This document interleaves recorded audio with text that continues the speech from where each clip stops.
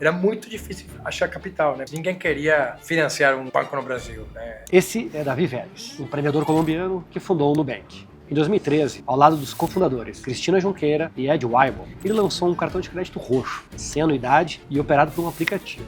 A Visa, infelizmente, falou que não pra gente.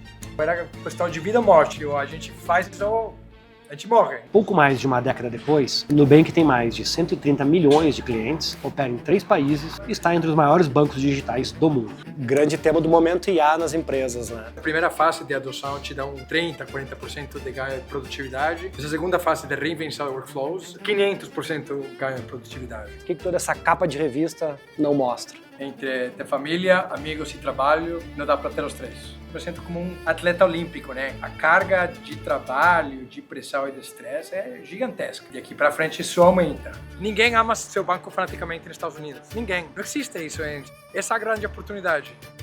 Hoje a gente está aqui na sede do Nubank, em São Paulo. A gente vai conhecer um pouquinho dos bastidores desse que é um dos maiores bancos digitais do mundo. Boa, Davi. Oi, Cris. Tudo bem? Obrigado. Bem-vindo aqui. Obrigado. Tudo bom? Bom te ver. Obrigado por topar a nossa conversa aí. Imagina. Muito bom estar aqui, minha primeira vez. Né? Bem-vindo. Famoso Bem-vindo HQ1, aqui. né? Exatamente. HQ1. Bora nessa, vamos contar um pouco aí Bom, sobre legal. o Nubank pra turma aí. Muito bom, bom aqui a entrada do escritório. A gente tem uma linha aqui do tempo da história do Nubank, começando mesmo pelos né, minha história com a Cris, com o Ed, começando na casinha, a famosa casinha na Rua Califórnia, aqui no Brooklyn, onde a gente começou. Sim. Nosso primeiro escritório, a gente tinha muita mesa, tinha um cachorrinho, foi super legal nessa época, né? Aqui tá cachorrinho mesmo, Lost, era o nome dele. Você está no Brasil desde quando? Eu? Desde quando, é? Eu morei aqui de 2010 a 2000, não, morei em 2008 a 2010 e depois voltei em 2012. E tu veio de uma família de empreendedores na Colômbia, né? Isso. Sempre pensou em empreender? Sempre teve isso no sangue? Sempre esse foi o sonho, né? Meu pai tem 11 irmãos, todos são empreendedores, meu avô era empreendedor, minha mãe também, meu avô materno também, então isso estava no DNA da casa, né? E assumir o negócio da família nunca passou na cabeça? Não, meu pai tem uma fábrica de botões, não era algo que necessariamente brilhava os olhos, mas eu trabalhava com ele, ajudava nos botãozinhos, fazendo. E ele não tinha necessariamente uma perspectiva ou expectativa de que eu ia trabalhar. Era um negócio pequeno, já hoje não existe, né? Entrar uns botões chineses lá na Costa Rica, onde eu cresci, acabou. Matou a fábrica. Então, mas a ideia é essa de começar, de ser seu próprio dono, sempre foi algo que eu escutei desde criança. Perfeito. Boa. E aí a gente termina por aqui em 2012 pensando como começar um banco do zero. Antes de começar no Nubank, na verdade, tu teve uma carreira sempre trabalhando no mercado financeiro, como investidor, grandes fundos. O que teve de aprendizados nessa carreira de Sequoia, Goldman Sachs, enfim, que tu trouxe para cá? O que teve de coisa completamente diferente que teve que reinventar para ser um empreendedor, diferente de papel de investidor? Bom, primeiro, acho que primeiro investidor de private equity, depois eu fui investidor com a Sequoia, investindo em startups, né? Então, acho que muita coisa que aprendi lá é a decisão de fundador é basicamente a decisão de investidor. Quando você decide, vou fundar essa empresa, você está fazendo o maior investimento da sua vida. Não é você investir um pouquinho de dinheiro lá e é um investimento de 20 que você tem. Você tem um seu investimento e você investe tudo, né? É o investimento 100%. Então, o fundador é o maior, está investindo mais valioso dele, que é seu tempo, que é seu capital. Então, aprender a evaluar uma oportunidade de investimento, acho que foi muito valioso quando eu estava pensando em várias ideias. Eu tinha uma listinha de ideias de potenciais empreendimentos e essa banca digital ou fazer alguma coisa na vida financeira é uma delas. Isso ajudou bastante. Entender mercados grandes, o tamanho do mercado, quais são os perfis de uma equipe inicial, como construir a cultura, todas essas lições que eu aprendi na Sequoia quando a gente olhava e tomava essa decisão de investimento. Inclusive no Brasil, né? Inclusive tu teve pela Sequoia aqui no Brasil, né? Inclusive, né? Nossa meta inicial era abrir um escritório da Sequoia no Brasil. E eu até chegou a abrir um escritório lá na Faria Lima, e tão legal, a gente viu alguns investimentos. Eu até cheguei a dar um term sheet para o Guilherme, lá na XP. Legal. Para investir lá. E aí os malucos da Sequoia decidiram depois não investir. Declinou. E foi uma decisão muito ruim. Legal. Mas sim, esse foi o primeiro empreendedor. Minha primeira oportunidade de empreendedor foi abrir o escritório da Sequoia no Brasil. Perfeito. Mas aí depois de uns anos, infelizmente, cheguei a uma conclusão de que não tinha suficientes empreendedores para justificar um escritório. Entendi, sim. E aí decidiram não abrir Sequoia e para mim foi uma grande oportunidade. Que coisa boa, né? Que bom que isso aconteceu, né?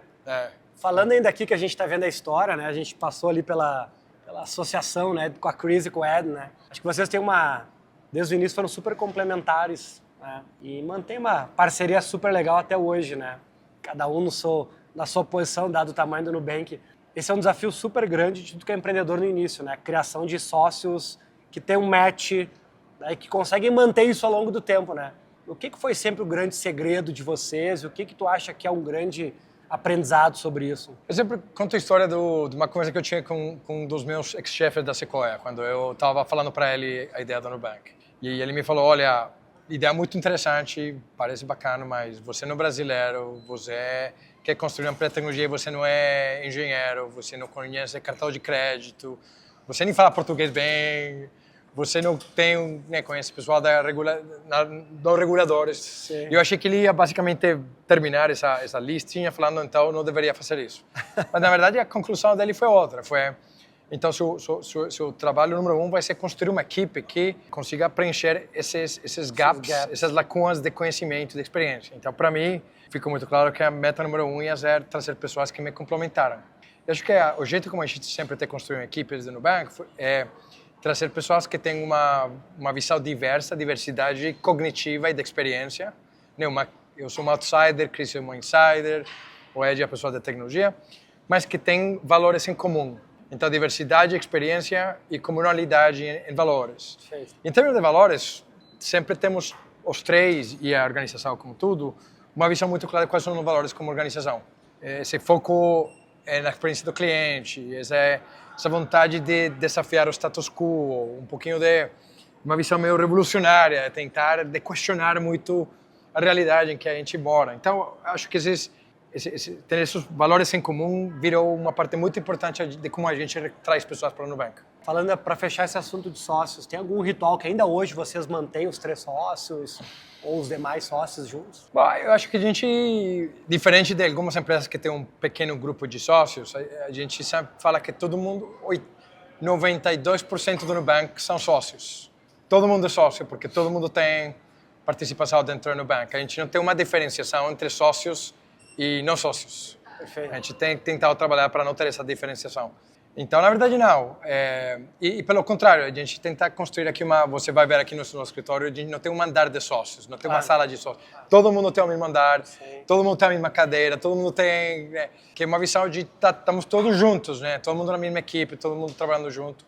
Então, acho que esse ponto não. Temos rituais como empresa.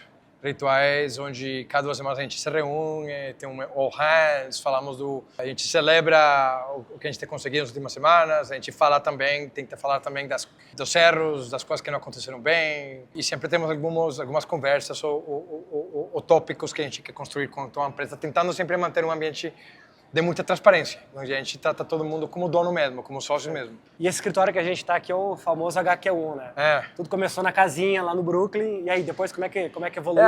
Como é que chegou nisso, né? A gente começou na casinha, a gente pagava R$4.000 por mês de aluguel, chegamos a ter 30 pessoas trabalhando lá, né?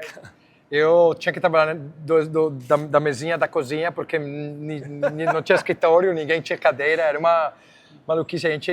Daí a gente passou para um prédio lá na Brigadeiro Luiz Antônio. A gente passou de pagar R$4.000 por mês a R$30.000 por mês. E eu não dormia pensando em se a gente ia conseguir pagar a conta de aluguel desse prédio. A ideia é estar lá 5 anos nesse prédio, porque a gente ia conseguir ir de 30 pessoas a umas 150. O plano era em 5 anos chegar a 150. A gente chegou a 150 em 6 meses. Então, já depois de 6 meses, estava cheio esse prédio. Já não E aí a gente começou então a procurar um prédio maior e a gente achou esse prédio aqui e também foi uma decisão de 2 meses sem dormir, se dá para conseguir pagar o aluguel. E como foi a construção disso aqui? O que teve? Tu atuou diretamente nisso, na definição da identidade? O que tem da marca, da cultura, né, em tudo isso aqui? A gente achou o prédio quando eles estavam terminando a construção. Inicialmente, o prédio era amarelo, lá por fora. Primeiro que a gente chegou lá e mudou para roxo. E Eu lembro a gente andando aqui pelo escritório e tentando achar espaços grandes, onde todo mundo está sentado basicamente na mesma área, com uma identidade muito clara sobre o Nubank, né, nossa história, que é algo que a gente ainda está construindo, a famosa pizinha de bolinhas. A ideia sempre foi ter um espaço aberto para nossos clientes, onde os clientes conseguissem entrar e olhar e ver onde que as coisas acontecem. A gente tem muito cliente, todos os dias tem clientes entrando aqui no Nubank e eles querem falar com alguém, né? Talvez às vezes tenha algum problema e precisa de ajuda. Então, você entra e a gente tem aqui, dá suporte, ajuda nos clientes, e eles entram lá e tomam uma selfie na pizinha de bolinhas. Sim. Então, eles sentem um pouquinho a nossa cultura e do jeito como a gente trabalha. Antes da gente subir para conhecer o restante aqui, né, do escritório, enfim, vocês estão vivendo este momento de retorno ao escritório, né, na própria rua aqui tem vários outros prédios, tem um monte de investimento, na verdade, em espaço físico aqui no Brasil e no mundo também, né? Como é que foi essa decisão, voltar ao presencial, né? É uma decisão simples? Foi difícil? Não, foi uma decisão muito difícil.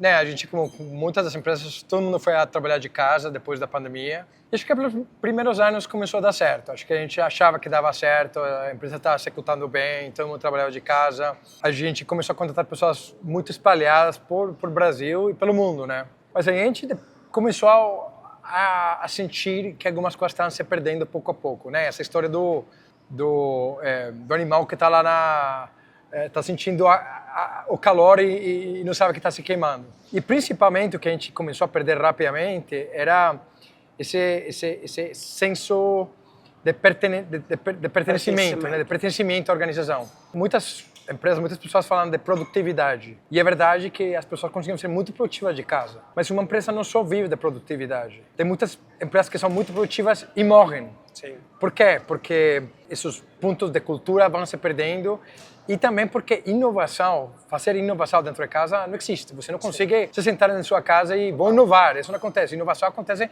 quando você está andando num andar assim, você vê outras pessoas, você pergunta, um cafezinho. Então a gente começou a sentir que está perdendo certa capacidade de inovação e de construção de cultura quando todo mundo trabalhava de casa. Aí a gente, depois de muito tempo de pensar e de olhar, tomamos a decisão de retornar para o escritório. Retornamos híbridos, não é sempre. A gente acha que o híbrido é o melhor dos dois mundos, porque você deixa uns dias trabalhando de casa e dá flexibilidade às pessoas, mas também tem certos dias trabalhando no escritório. Então você consegue se aproveitar desses dois mundos. Tem uma regra já definida? Tem uma regra estamos definida. Em transição? Não, a partir de julho são 2 dias por semana no escritório e a partir de janeiro do ano que vem são 3 dias por semana no escritório. Para basicamente quase toda a organização. Tem algumas áreas de operações que ainda trabalham de casa. E a gente acha que é o melhor do mundo, porque conseguimos trabalhar do escritório, conseguimos retornar, é um grande investimento, não é barato ter um monte de prédios, mas é um investimento em ter um ambiente para inovar e um ambiente para ter cultura forte e construir essa camaraderia que a gente tinha bem no começo, quando a gente está na casinha, né? Sim. Trabalhando todo mundo no mesmo prédio, no mesmo andar. Uma coisa que o Nubank sempre foi uma referência, né, Davi, foi a grande densidade de talentos. Sempre uma barra muito alta para contratação. Uhum. Sempre formou muita gente boa, muito empreendedora, né? Como manter isso ao longo do tempo? Isso sempre foi um modelo de negócio mesmo, formar gente muito boa. Como é isso? Sim, eu acho que desde o começo, as primeiras 3, 4, 5 pessoas, acho que a gente sempre começa tentando construir uma equipe global. A gente sempre se viu como uma empresa que queria competir globalmente, não se viu uma empresa como uma empresa brasileira ou da América Latina em termos de talento. E a ideia era procurar os melhores talentos do mundo, independente de onde eles estavam, né? E a maior parte era no Brasil, mas também a gente foi longe a procurar outras áreas. E aí eu acho que o fato de ter uma grande missão, um grande propósito, sempre ajuda a trazer pessoas que são missionários, né? Não mercenários. A gente sempre fala a diferença dos missionários com mercenários. Perfeito. Missionários são os que estão aqui pela missão, pelo propósito. A gente sempre fala muito desse propósito.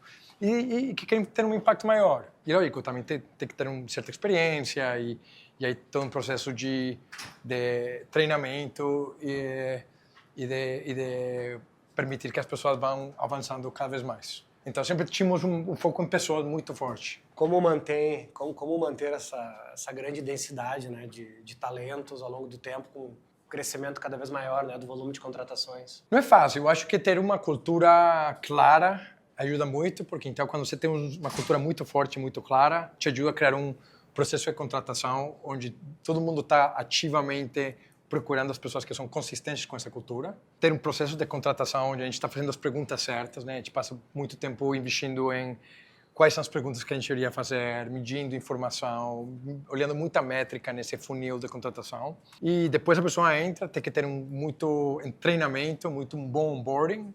E aí um processo de performance management, né? De tentar...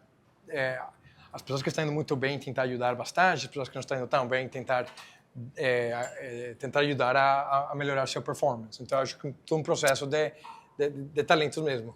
A gente teve agora numa imersão em Londres e a gente teve uma agenda com o CHRO do Netflix. Ah, legal. Ele contou pra gente sobre a metodologia de Performance Review da Netflix, que basicamente é através do Keeper Test. Acho que isso é uma metodologia que faz sentido, é um formato de avaliação que é replicável. Sim, a gente de fato estudou muito esse deck de cultura da Netflix, é famoso, né? E o jeito como eles têm pensado na parte de talento. Acho que sim, acho que tem vários testes, né? O primeiro é, se essa pessoa entraria hoje na minha sala e falar que vai embora, o que eu falaria? Tentaria reter a pessoa ou falaria, tá bom? É uma pergunta que a gente deveria estar fazendo continuamente, não esperar quando a pessoa entre aqui. Sim. E se a gente continuamente e a resposta é não brigaria para reter, talvez a pessoa não deveria ficar na empresa. Então, acho que esse teste é bastante bom. Grande tema do momento IA nas empresas, né? Como que vocês endereçam isso aqui? É uma disciplina geral? Como que a empresa é uma área que está encarregada de disseminar isso internamente? Ou a companhia simplesmente está adotando de forma geral? Eu acho que a combinação, tem muita transformação acontecendo bottoms-up, né? As equipes estão se organizando e redesenhando o jeito como eles trabalham, como eles fazem sua função. E também tem uma função centralizada que está construindo ferramentas e está tentando coordenar muito dessa transformação mais top-down. Mas realmente é um tema que está tocando a empresa como um todo. A gente começou olhando muita métrica de adoção, né? Se as pessoas estão adotando as ferramentas. Rapidamente, a gente passou de 90% da adoção, hoje a gente está basicamente perto de 100% de adoção em todas as funções da organização. A gente passa à fase número 2, já não é só adoção de ferramentas, não é reinvenção dos workflows, do jeito como a gente faz. E esse momento onde a gente está hoje na organização, reinventando, basicamente olhando uns 100 processos da empresa, desde o jeito como a gente recebe na ligação do cliente, até o jeito como a gente olha um caso de fraude, até o jeito como a gente cria uma funcionalidade no aplicativo, 100 desses workflows e reinventando esses workflows, o jeito como a gente faz para utilizar ferramentas e fazer um jeito AI first. E aí que a gente vê realmente, acho que a primeira fase de adoção te dá um 30%, 40% de ganho de produtividade. Essa segunda fase de reinvenção de workflows é o que te dá um 500% ganho de produtividade, que te permite fazer uma coisa que geralmente são 4 ou 5 meses, fazer em 4 ou 5 horas. Então a gente está hoje, mas é a empresa como tudo, não tem ninguém aí necessariamente monitorando, é um processo de todas as funções. Essa mudança, essa transformação cultural, na verdade, de AI first, né, como tu comentou, é um negócio que veio do CEO, teve alguém que puxou, teve alguém que liderou? Com certeza tem que haver do CEO. Talvez uma das mudanças mais fundamentais que a gente vai ver em nossa história, né? Uma das tecnologias mais impactantes, então tem que ver, o senso de urgência tem que vir do CEO, porque a organização vai ter certa inércia que você tem que quebrar, né? As pessoas fazem as coisas de certo jeito e vêm fazendo as coisas de certo jeito por décadas. Então requer muita energia para você mudar o jeito como você faz. Mas o que foi legal muito aqui no Nubank é que as pessoas pegaram na hora, né? E ainda estamos em uma curva de aceleração em termos de utilização dessa ferramenta. Muitas pessoas construindo ferramenta nova, reinventando o jeito como a gente utiliza eles. Então, não tem sido necessariamente algo que a gente tenha que forçar todo mundo a utilizar AI. Eu di esse primeiro push, mas aí a organização pegou e duplicou, né? Duplicou as oportunidades que cria. Agora, esse nosso tour aqui, tu tem uma sala tua aqui, mas no escritório? Eu não passo muito em sala, mas essa aqui é minha salinha. não tem muita coisa, sento aqui a fazer ligações, mas geralmente estou aqui pela parte de fora, estou em outras reuniões com outras pessoas, não é uma sala chique mesmo, né? Tem algum objeto pessoal, alguma coisa assim que tu acha interessante aqui nessa sala, alguma coisa que lembra algo? Não, temos algumas lembrancinhas, mas eu não passo muito tempo aqui mesmo, né? A gente fez esse aqui de uma reinvenção da AI, lembrando as pessoas sobre nossos valores, né? We want our customers to love us fanatically. O Davi Avatar, essa foi uma campanha de marketing que a gente fez com o Ursinho. E aí tem algumas outras coisas, mas eu passo um pouco tempo aqui na sala mesmo. Legal. O que aquele é o Avatar? Esse aqui? É. Esse foi o Atlântico, sabe? O fundo de investimento. Eles fizeram um estudo de fundadores, de que tipo de fundador você é. E eu sou Global Strategist. Eles têm vários perfis de fundadores. Legal. Mandaram esse aí. Como tem sido a tua rotina se dividindo entre vários escritórios, abrindo país novo, né, abrindo novos mercados? Bem que já está hoje em 3 países, mais de 130 milhões de usuários, abrindo agora o mercado americano. Como é que tem sido essa tua rotina? Assim, nosso principal mercado é o Brasil, logicamente, então a maior parte do tempo eu passo aqui no Brasil. México tá indo muito bem, está crescendo bem rapidamente e a gente está agora num processo final da licença bancária lá, então estou passando bastante tempo no México. Colômbia também, dado é nosso terceiro país. E a grande oportunidade daqui para frente também é Estados Unidos, né? A gente anunciou que a gente pediu uma licença bancária nos Estados Unidos, é um mercado gigantesco. É um mercado difícil, não vai ser um mercado fácil, muito competitivo, mas é uma grande oportunidade que a gente tem lá. Então, estou passando bastante tempo no mercado dos Estados Unidos também, e aí acho que vão ver outros mercados também, onde a gente está cada vez mais investindo tempo. Legal. Então, acho que cada vez vai passar mais tempo num avião. Dentro dessa loucura toda de vários escritórios, várias geografias, como que é a tua rotina? Consegue manter uma rotina, acordar, ir para o escritório, esportes? Como é que... Como é teu dia a dia aí? Eu acho que consigo manter uma rotina diria uns 80% do tempo, 85% do tempo. Eu gosto de acordar bem cedo, né, e fazer academia todos os dias, de 5 a 6. E isso eu faço no hotel no México, nos Estados Unidos, ou em casa. Tento manter essa rotina. Geralmente, quando estou em casa, sempre tomo café da manhã com minhas crianças, com meus filhos. Levo eles na escola quando estou em casa, não estou viajando. E aí começa o dia inteiro reuniões. E ao final do dia também tento tomar jantar com eles e ler um livrinho. Eles são pequenos ainda, ler um livrinho antes de dormir. Então essas são as diferentes partes da rotina do dia. E ao longo da tua, como CEO global, enfim, do Nubank, tu tem CEOs espalhados em cada geografia, existe um CEO, sim, certo? Como que é a tua rotina, na verdade, de trabalho, de reuniões, de agendas, rituais que tu tem sagrados com as lideranças?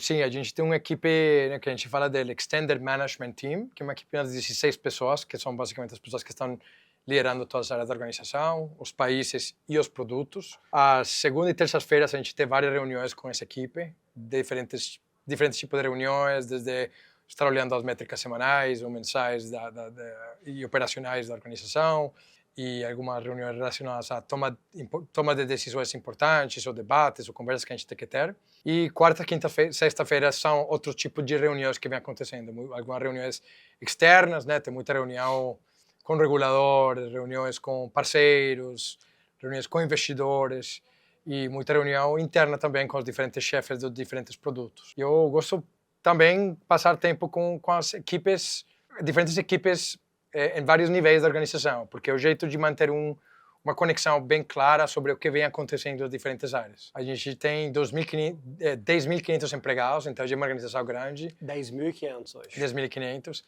Mas a gente mantém uma comunicação muito ágil, né? O dia inteiro tem pessoas de toda a organização enviando mensagens para mim, mandando feedback, que eu mando diretamente para também. A gente não gosta de manter necessariamente uma hierarquia muito clara que você só pode mandar uma mensagem para alguém que reporta para você. Todo mundo pode falar com todo mundo, independentemente do rango da função. Legal. Então, vira uma comunicação bastante ágil, bastante flat, bastante horizontal em termos disso. Tem alguma boa prática que tu entende que é uma grande referência, assim, como CEO? Alguma coisa que tu identifica que todo CEO deveria seguir para garantir uma boa alocação de tempo, uma boa eficiência do teu tempo? Eu acho que essas rotinas que a gente tem semanalmente, algo que a gente está continuamente melhorando, tentando implementar, eu acho que a inércia geralmente é de ficar com uma agenda cheia de reuniões. E isso significa que a reunião termina, as pessoas e a reunião termina dictando o seu alocação de tempo. Então, termina sendo muito reativo. O que a gente tenta fazer, é ser muito mais proativo, entender como que eu quero dedicar meu tempo e bloquear, ter blocos na agenda sem reunião, para poder investir tempo nisso. E isso é muito importante, porque não dá para ter reunião sem parar. Precisa ter tempo para pensar, para responder algumas partes difíceis. A gente trabalha com muito documento dentro do Nubank, né? Antes de qualquer decisão grande, tem documentos, então dá para ler esses documentos, pensar, explicar, fazer perguntas, tentar chegar à decisão certa. Então acho que essa parte de bloquear a agenda tem funcionado bastante bem para mim. Uma das coisas que, né, nessa rotina de crescimento, de expansão acelerada, certamente, inclusive por ser uma empresa pública, de capital aberto, a correta alocação de capital certamente é um dos maiores desafios, uma das maiores missões da alta liderança, né? Uhum. Como essa alocação de capital é feita, que tipo de critério é utilizado, que tipo de ritual, que tipo de boa prática vocês adotam para isso? A gente pensa muito nessa questão de alocamento de capital, mas principalmente a pergunta mais complexa é o alocamento de pessoas e tempo, porque a gente muitas vezes se sente como, né, a criança que está numa loja de balas, que come tudo, né? Tem tanta oportunidade. Tem muita coisa que a gente gostaria de fazer no Brasil, né? Tem muitos produtos que a gente gostaria de lançar em serviços financeiros, fora de serviços financeiros. Tem muitos países da América Latina, tem outros países globais, tem oportunidades em AI, tem oportunidades em cripto. E tanta oportunidade que geralmente o gargalo não é capital, o gargalo é pessoas e foco. E sempre acho que a parte mais difícil é saber onde você se coloca, qual é o balanço certo entre não fazer muito pouco e fazer demais. Tem que ter um balanço aí. Então, em geral, a gente utiliza algumas frameworks, né? Por um lado, tentamos pelo menos ter 80 a 85% do nosso capital e nossas pessoas enfocadas no que a gente fala do core, o foco. E o core para a gente hoje é Brasil, México e Colômbia, né? Serviços financeiros. Então, 80 a 85% do nosso capital está aí. Mais ou menos um 10% está o que a gente fala de adjacências, que são oportunidades que vão aparecendo fora desse core. Por exemplo, no Cell, né? A gente lançou um plano de celular. Uhum. Essa é uma adjacência que a gente está utilizando baseada no nosso foco de consumidor.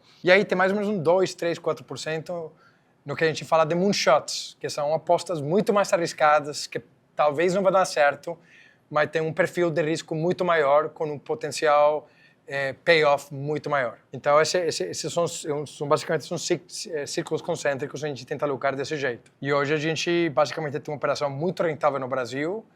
México está já passando a break-even. E basicamente temos esse capital que o Brasil e México geram, que a gente tem para reinvestir em novas apostas nesses países e outros países. Esse aqui na biblioteca, né, a ideia um pouco no começo, era ter uma área um pouquinho mais quietinha, onde as pessoas conseguissem vir a trabalhar sem muito barulho. E aí acho que faz tempo que a gente não dá está meio bagunçado, mas, por exemplo, temos nosso certificado de empresa aberta, né, no New York Stock Exchange, quando a gente fez o IPO, em dezembro de 9 de 2021. Tem um monte de prêmios, né?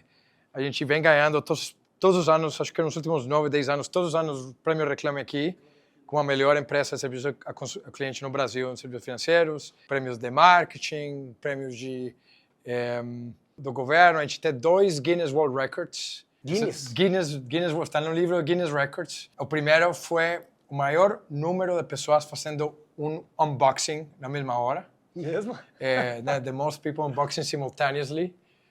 Quando a gente lançou o nosso cartão ultravioleta, a gente convidou clientes para fazer um unboxing na hora. Que legal. Acho que a gente tinha esqueci o número, uns 5.000 pessoas abrindo, fazendo um unboxing, foi o maior do mundo. E esse aqui a gente tem 3 Guinness Records, na verdade. Esse foi o número de predições em um mês, uma vez que a gente fez um bolão aí da Copa do Mundo. E temos também um World Record da transação de cartão de crédito feita na maior profundidade do mar, que foi um lançamento do nosso cartão no México. A gente fez uma transação 100 metros lá embaixo do nível do mar. E é uma um jeito de a gente fazer marketing o lançamento do cartão. Que legal. Então, enfim, né, são coisas que a gente faz mais para a parte de México. A gente também, por ser biblioteca, temos uma oportunidade aqui que qualquer pessoa da organização pode comprar qualquer livro, não precisa pedir assim, permissão para ninguém, compra o livro, lê e traz para cá e deixa. Então tem pessoas aí que compram livro de qualquer tipo e deixa cá e está aberto para qualquer pessoa ler e quando eles quiserem. Temos aqui o primeiro cartão do Nubank, né? Primeiro que a gente fez, primeiras transações foram feitas aqui, o primeiro roxinho, com o nosso logo antigo. A gente está trabalhando lá da casinha, temos algumas fotos aqui da casinha mesmo. E a gente passou o cartão e não deu certo, a primeira transação. Tem um vídeo aí lá na internet muito engraçado. Tínhamos que todo mundo chateado, não dava. A gente retornou, conseguimos comprar a cerveja e pão na chapa que as pessoas estão querendo comprar. O Nubank foi um grande disruptor de todo esse mercado financeiro no Brasil, né? Quem está abrindo o mato primeiro sempre acaba passando por uns desafios maiores, né? Então, quem entra primeiro, né, numa disrupção como essa. Teve momentos críticos, né, que vocês acharam que as coisas não iriam para frente e teve decisões, né? Tiveram decisões assim que foram de bastidores que pouca gente conhece, que foram realmente assim viradas de chave? Nossa, muitos momentos de o que a gente fala de pontos de near death experience, né? Pontos de morte basicamente, né? Por exemplo, quando a primeira reunião que a gente precisava ter a Visa ou a Mastercard, né? Se não conseguíamos o Visa ou Mastercard, não dava para criar um cartão de crédito. A Visa, infelizmente, falou que não pra gente. E aí ficava e a Mastercard falou que sim. Então, esse foi um primeiro momento onde quando a gente recebeu o primeiro não, vocês não são banco, a gente não trabalha com banco, não dá para fazer, já a gente estava desesperado. 50% de chance só. Ficava 50% de chance. Depois, a gente, né, inicialmente, essa função de cartão de crédito não era regulado no Brasil. Qualquer instituição podia lançar cartão de crédito. E a gente tinha um plano de lançar o cartão em mais ou menos 12 meses, desde o começo. Aí aparece uma nova regulação que cria essa estrutura de IP, de instituição de pagamento. E se você não estava operacional para certo dia, tinha que pedir uma IP, uma licença IP, e aí esse licenciamento ia ser um processo de 24 meses, mais ou menos. Então a gente teve que acelerar todo o nosso processo de 12 meses para lançamento e 12 meses para 5, porque se a gente não operava, acho que isso foi abril de 2014, a gente ia ter que pedir uma licença e a gente não tinha dinheiro, capital para guardar 2 anos a receber uma licença. Então era questão de vida ou morte, estar operacional e acelerar nosso processo. A gente conseguiu encurtar um prazo que já era super curto. A gente pegou a equipe tudo e falou, gente, ou a gente faz em 5 meses ou a gente morre, não dá. Era muito difícil achar capital, né? Para a gente levantar capital foi muito difícil. Ninguém queria financiar um banco no Brasil, né? Parecia impossível nessa época tentar competir contra os grandes bancos. Então a gente tinha um dinheiro muito pouco. E isso permitiu criar uma cultura também de muita frugalidade, né? Uhum. Se eu via pessoas assim, imprimindo com papel, eu ficava bravo, né? Porque você está imprimindo? E você sabe quanto vale essa folha, né? A gente cuidava cada centavo para ver quanto tempo a gente ia precisar para conseguir lançar esse produto e aí tentar levantar capital para o próximo passo. Por isso que o nome da tua sala é Frugality? Exatamente. Exatamente. Um dos valores aí da gente. Muito boa. Uhum. A gente sabe que essa jornada de empreender não é linha reta. Em geral, a gente sempre precisa abrir mão de muita coisa na vida. Uhum. O que você, como fundador, CEO, até hoje, que abrir mão na vida para chegar onde o Nubank chegou, para chegar onde você chegou? Eu acho que não sei quem que fala que você tem que escolher entre ter família, amigos e trabalho, pode só escolher 2 de 3. Não dá para ter os 3. No meu caso, é família e trabalho. E aí fica um pouquinho de tempo para os amigos, mas realmente é família e trabalho nesse momento. E não fica muito tempo para socializar fora disso. É o momento, o estágio que a gente tem. Mas tudo bem. Eu acho que vai ter momentos na vida onde você vai conseguir ter as outras partes que estão faltando. Sem dúvida, sem dúvida. Uhum. Quando a coisa aperta de verdade, quando uma dúvida muito forte bate, tem alguém que tu pega o telefone e liga, ou tu é daquele CEO que guarda para ti mesmo todas essas decisões? Eu guardo bastante, mas tem uma pessoa que eu sempre ligo já quando chega, que é o Doug Leone da Sequoia, que ele foi meu mentor, né, meu chefe quando eu trabalhava na Sequoia, depois foi o primeiro investidor aqui no Nubank, e hoje continua no nosso conselho. E um cara que te seu mentor desde o começo, que dá muito bom conselho, tem muita experiência e te ajuda bastante. Nubank claramente está super em evidência. A Nubank hoje é a empresa mais valiosa do Brasil, a segunda empresa mais valiosa da América Latina. Assim, é indiscutível o grau de sucesso que vocês atingiram, que tu atingiu. Agora, o que todo esse sucesso, o que toda essa capa de revista não mostra? É difícil, né? Uma jornada difícil. E é uma jornada especialmente entre mais a gente cresce, a maior quantidade de desafios acontece, né? Hoje, diariamente, todos os dias, tem alguma coisa acontecendo que requer bastante energia, bastante foco. Não é uma jornada fácil, precisa muita determinação, realmente, às vezes, eu me sinto como um atleta olímpico, né? Que tem que estar continuamente dormindo bem, se mantendo bem psicologicamente, se mantendo bem fisicamente, para eu me preparar para conseguir fazer o melhor trabalho que eu posso. E tem 130 milhões de clientes que estão dependendo da gente, tem mais de 10 mil pessoas que trabalham aqui que estão dependendo da gente. Então, eu diria que a carga de trabalho, de pressão e de estresse é gigantesca para chegar até aqui. E daqui para frente isso aumenta, especialmente agora que a gente quer ir a outros países e quer continuar aumentando o potencial e o tamanho da empresa, quase como um videogame onde o nível de dificuldade aumenta cada ano. E aí, mas o que é legal é que você está se provando continuamente, né? E no final é uma jornada muito pessoal, é uma jornada de construção, uma jornada de impacto. E acho que o risco é tomar as coisas sérias demais. Por outro lado, também tem que ter espaço para se divertir fazendo as coisas que a gente está fazendo. E é divertido, né? Poder pensar em novos mercados, poder pensar em novos produtos, ver a concorrência e tentando inovar. Tudo esse jogo você pode terminar tomando sério demais, mas também tem que ver um pouco como um desafio, um videogame que você está tentando melhorar a cada dia. Que tipo de rotina tu tem para estar justamente se melhorando a cada dia, você como CEO estar melhorando a cada dia, justamente para acompanhar esse desafio que aumenta cada vez mais? Eu acho que, por um lado, para mim é muito importante proteger esse tempo com a minha família, é um tempo com meus filhos, com minha esposa, é um tempo que, assim, tá completamente protegido. Além disso, ter tua área, todo requerimento do trabalho, né? Essa é a primeira parte. Segundo, precisa também proteger certo tempo para mim. E dentro do tempo para mim está fazer academia. Acho que preciso fazer academia de manhã para me sentir bem durante o dia inteiro. Eu faço também quase todos os dias meditação. Eu acho que meditação ajuda também como a se centrar, a se focar no começo do dia.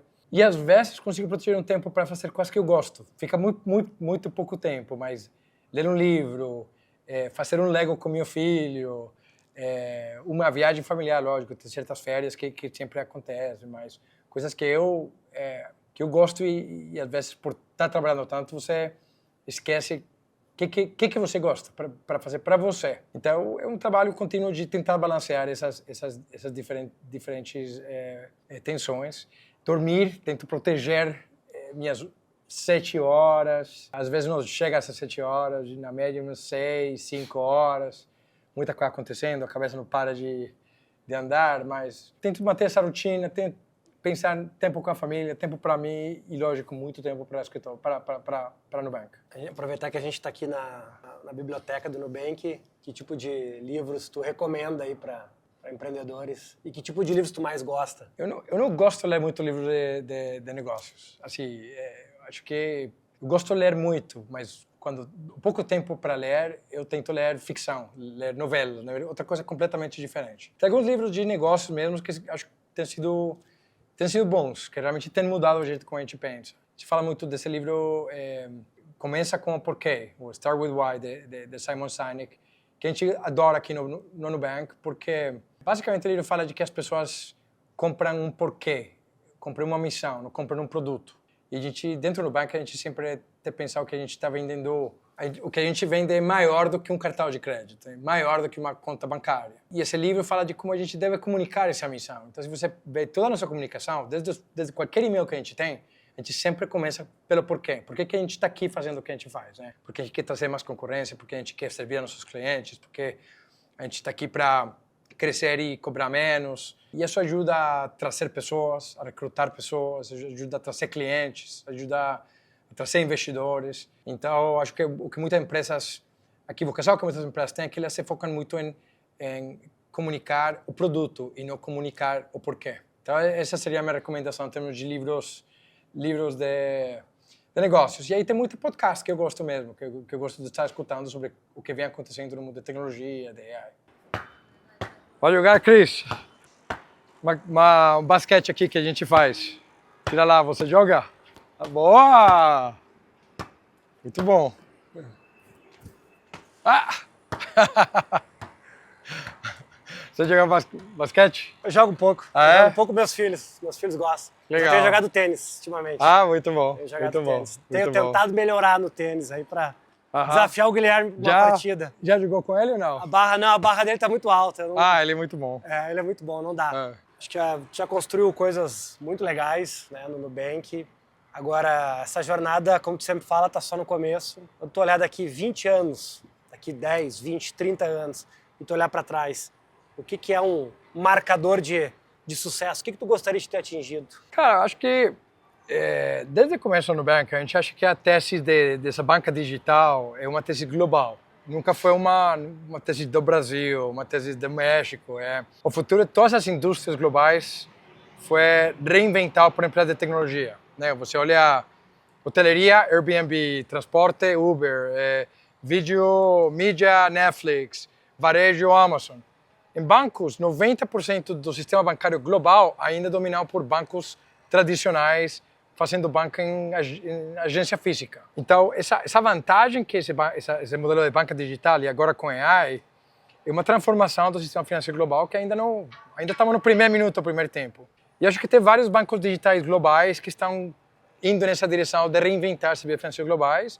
Acho que o Nubank está muito bem posicionado para liderar essa reinvenção global e acho que esse seria sucesso. É a gente ter construído daqui a 10, 20, 30 anos uma empresa global, ou líder em serviços financeiros digitais global. E o que é legal dessa visão não é só, lógico, o fato de que o Nubank vai conseguir reinventar uma das maiores indústrias do mundo, mas também que é a primeira vez que uma empresa brasileira vai chegar lá, né?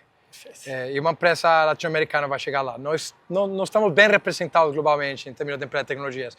As maiores empresas de tecnologia são americanas. Então, essa visão é uma das coisas que nos motiva, né? Levar o nome do Brasil, levar o nome da América Latina alto e competir a nível global com algumas das maiores indústrias financeiras. E no final, para fazer que nossos clientes nos amem fanaticamente, que é o valor número 1 da empresa. Ninguém ama seu banco fanaticamente nos Estados Unidos. Ninguém.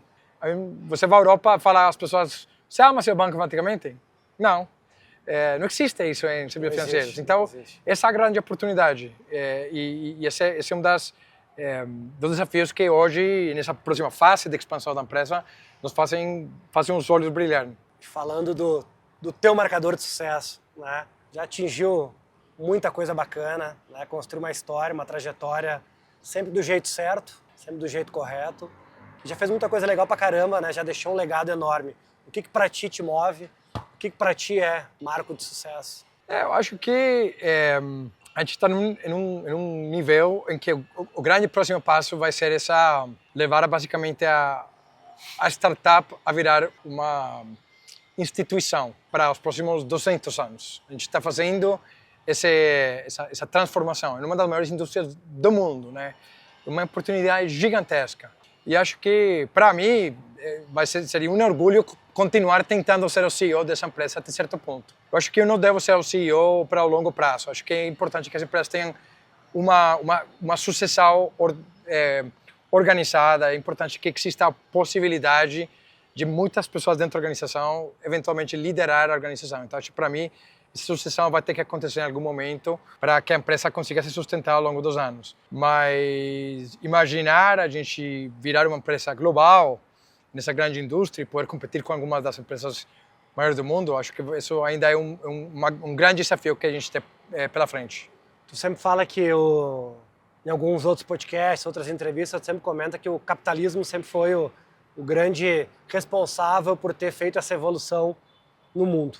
Uhum. A gente aqui, enquanto B55, tem esse papel super genuíno de ajudar empresas, ajudar o empreendedorismo, né, de uma forma que a gente faça essas empresas se transformarem, empregarem mais gente e transformarem o nosso país. Uhum. Que tipo de recado, que tipo de legado nós aqui, enquanto B55, tu gostaria de atingir? Super contente com o que a gente está fazendo no B55. De alguma forma é apostar nesse modelo de empreendedor privado.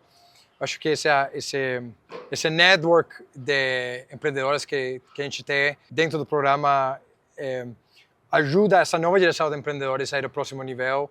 Acho que todos nós passamos pelos mesmos problemas. Lembro falando muitas vezes com o André, com o Guilherme.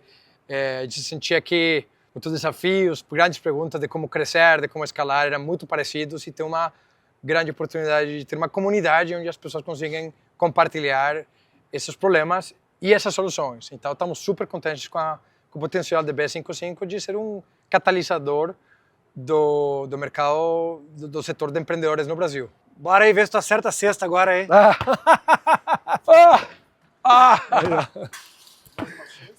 Qual é a... Vai lá. A ver.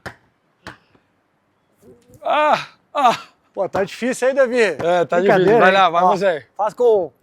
Olha lá, ó. Não, para você. Você jogou mais do que eu. Não, homem. Vai lá, última. Tem que acertar uma pra fechar no vídeo. Pra gente fechar aqui, né? Que tipo de conselho, que tipo de recomendação tu diria para empreendedores que estão aí nessa jornada de crescimento, para quem sabe criarem o próximo Nubank no Brasil? Eu acho que primeiro trabalhar em cultura e ter muita clareza em quais são os valores dessa cultura. Uma vez que essa cultura e esses valores são muito claros, isso te permite contratar pessoas que são muito consistentes com essa cultura e manter a barra muito alta, né? E afinal, esse talento alto com uma cultura bem cuidada é o que permite uma execução produtiva do negócio. Então, acho que começar por aí. Essas são as bases da execução. Cultura e pessoas. Muito bom, Davi. Foi Legal. nota 10, hein? Tá bom, Obrigado Muito obrigado. Foi nota 10. Parabéns, viu, Obrigado. pelo progresso aí no V55. E Muito bacana. Obrigado por ser o cobaia aqui do nosso podcast aqui.